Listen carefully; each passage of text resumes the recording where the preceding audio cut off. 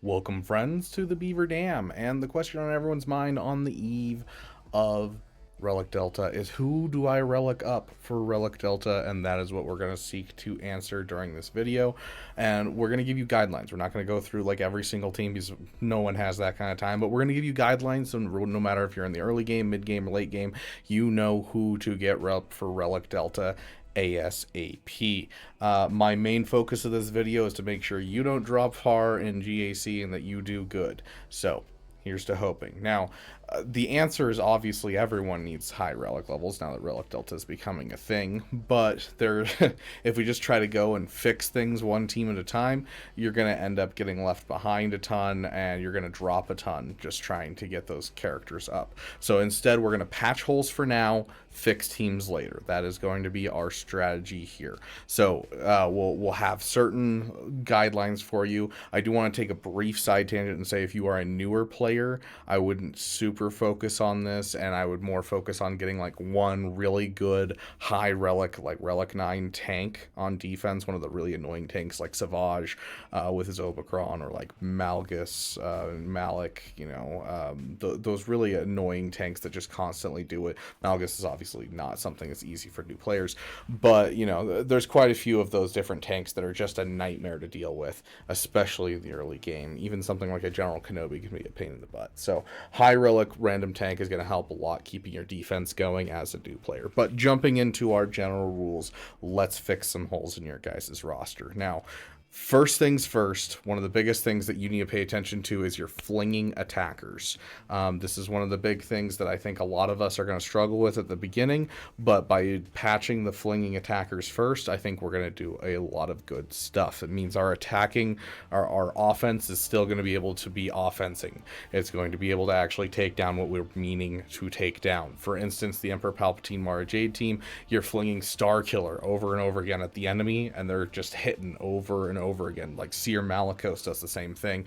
You got Boss Nass, the damage is all in Captain Tarpals, and especially with like Boss Nass, if you have a Gungan team, they're already not taking much damage. I don't think Relic Delta is going to affect much besides the damage they deal. So like a Relic 7 Tarpals is going to do a lot for this team because it's mostly Deathmark and it's Tarpals dealing damage. So flinging attackers are your best friend. Dark Trooper is another one. If you have a Gear 8 General Veers team and you're running a turn meter train around the team you're going against, but your Dark Trooper's Relic 7, you're still going to be able to punch up as much as you need to with this team. So especially with the turn meter train teams, flinging attackers are your best friend. So make sure that you're doing those flinging attackers like Star Killer, like Captain Tarpals, Dark Trooper, Jedi Knight Anakin inside this one. Now, I did want to put the Butt Fartel right here on the list. Now, the Butt Fartel is kind of in a weird spot where they deal in thermal detonators, and thermal detonators are not affected by Relic Delta. So it's not as important to get Bosch, who is your flinging attacker on this team, up, but she can still die off easy with the Relic Delta with AoEs, like SLKR at Relic 9 is just going to wipe this team if you don't have a Relic 7 Organa.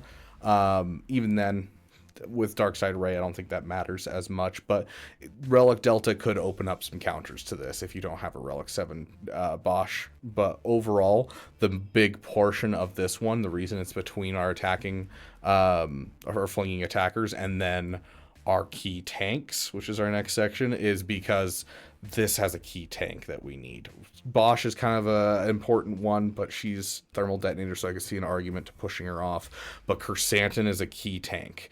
He is the type of tank that just takes hits. He's always taunting. He is kind of the thing that keeps the team alive as long as possible. These key tanks are going to be our number 2 for most important things to get up for Relic Delta to make sure your teams are still functioning.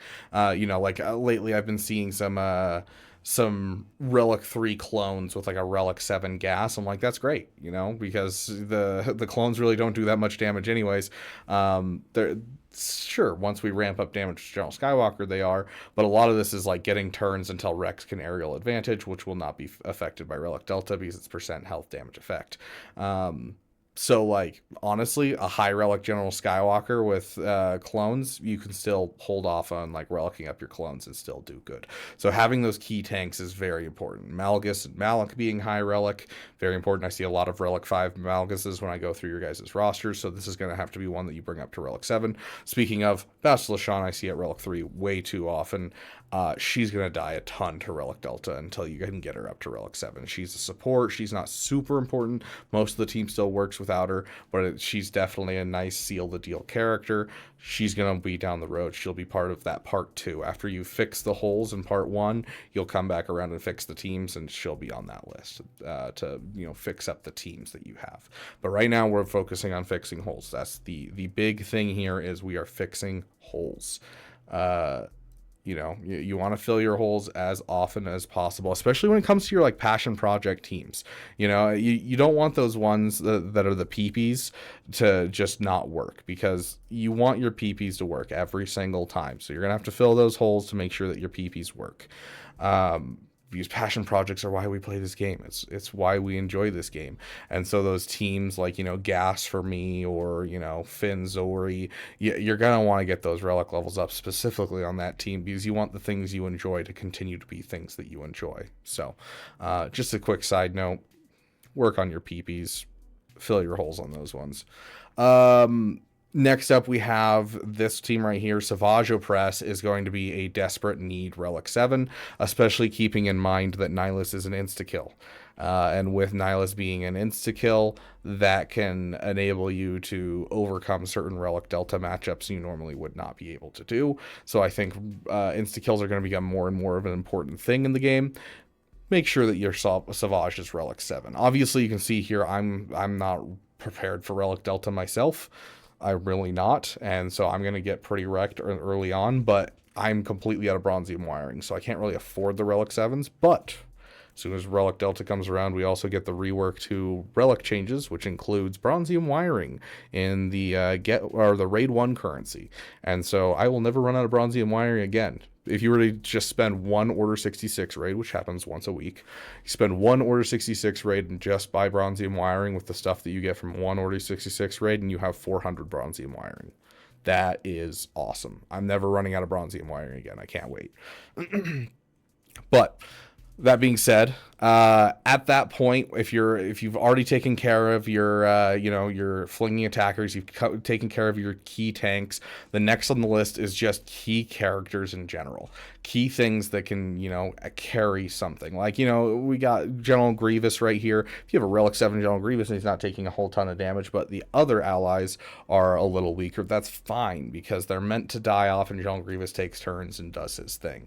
Another one, for instance, is the Night Sisters right here. If you're using the Night Sister counter against Jabba, if you have like a Relic 7 or a Relic 9 Marin, and then everyone else is garbage, it works out pretty good, because your Marin's going to take less damage overall, and your guys are going to die off quicker, and then you can be able to get your Marin cheese going faster. So, sometimes just one key character can do a lot, Afra, that type of stuff. Keep an eye out for these key characters that can just lift up an entire one squad. Those are going to be next on your list for Relic Delta for filling in your holes. And then that's about our 3 things that we got. So make sure you work on your flinging attackers, your key tanks, and then number 3 is going to be your key characters. I could put GLs on this list, but most people have Galactic Legends at Relic 7. I hope they are. Get them to go Relic 7 if they aren't. We'll have another video about starting Relic 9, starting Relic 10s, and stuff like that for down the road once we know a little bit more about Relic 10, because I still don't know what the stat changes are for Relic 10. But for now, we want to talk about these things of what do we need at Relic 7. So next up is some good news. Some good news of characters that are not hugely affected by Relic Delta. These are few and far between, but it's important to keep in mind. And we talked a bit about it with Jabba. The good news is teams like this. If it's a team based off of exposes, team based off of thermal detonators, off of damage over times, those are considered damage to yourself. So it's the enemy dealing damage to themselves, and so it'll count as their relic level, and so it will always be negating relic delta. So CLS, Finzori, they're still going to do quite a bit. Keep in mind this still has effects in the game. For instance, Ahsoka is immune to percent health damage effects, which means that if you're going to try and take your Finzori team against Ahsoka in 5v5, like I like to do, you're probably going to kill everyone off, and then you'll hit Ahsoka, and you won't be able to get through her because you will not have the damage anymore thanks to Relic Delta. So you'd have to Relic up them, but at least you can set up for a 2-shot fairly easily. So it's going to cause some problems with some counters, but for the most part, these teams will perform about how you'd expect. Keep in mind, if your CLS is like Relic 5 and you're going against Relic 9 Gas, it might not work, because Gas might just one-tap some people with that extra damage. But as long as you have like some good solid stuff in here, a lot of the counters they do are turn meter train counters where you're just kind of running around them and dealing exposed damage. So you can probably take out quite a few high relic random teams with these. So this is the good news. The bad news is teams that are absolutely wrecked by Relic Delta. So these two, the good news is you don't really need to get these guys up because, it doesn't affect Relic Delta too much. The bad news is these guys are heavily affected by Relic Delta, and you should not focus on them at all. And these are teams that are full, assisting teams where everyone gets called to assist. You've got the Phoenix team where every time any of them use a special ability, all of them attack. Mon Mothma, anytime you use ability, all of them attack. Maul, every time Maul uses one of his abilities, all of them attack. Geonosians, same thing. It's just, the problem is all of their damage is reduced because they're not at higher relic levels. And so if you're going against Relic 9 teams, Relic 8 teams, these teams are going to suffer a lot unless you take the whole team to Relic 7. So these are the ones that are like at the bottom of my list to Relic up and get fixed, because unfortunately they're going to do some pretty poor stuff, which is unfortunate because this is such a good counter to our wonderful Inquisitors, but now you're never going to be able to get through Reva. You're just not going to deal enough damage to get through Reva, especially with those Relic 3s that you get from the Lightspeed bundle, which is what I've been using since, I got these characters up and running. It's just, it's not going to work, unfortunately. So I did want to warn you guys away from like kind of focusing, the good news characters where it's, exposes dots, debts, but then also the bad news characters. You have to keep in mind that these characters are going to be really rough to get up for Relic Delta because you can't get one key character done. You have to Relic 7 the whole squad. So these will take bottom precedence for me and should for you as well. So hopefully this helps you guys get an idea of what you should be working on. Keep in mind flinging attackers, key tanks that are going to be like, your uber taunting tanks. And then you're looking at as well as your key characters. And then make sure you avoid teams that can already kind of avoid Relic Delta as is, and then you're going to avoid teams that are full assisting teams just because they just can't do as much in Relic Delta. Hopefully this helps you guys. Thank you guys so much for listening in. If you guys enjoyed this video, please throw a like, a comment, a subscribe, a comment in the chat below if there's any characters you think desperately need a Relic 7 as soon as possible in someone's roster. You could be helping someone out that normally, would miss out because I can't talk about everything in here and you have your own unique perspective. But thank you guys so much for watching. Hopefully this helps. Relic Delta is going to be interesting. Thank you for giving a damn.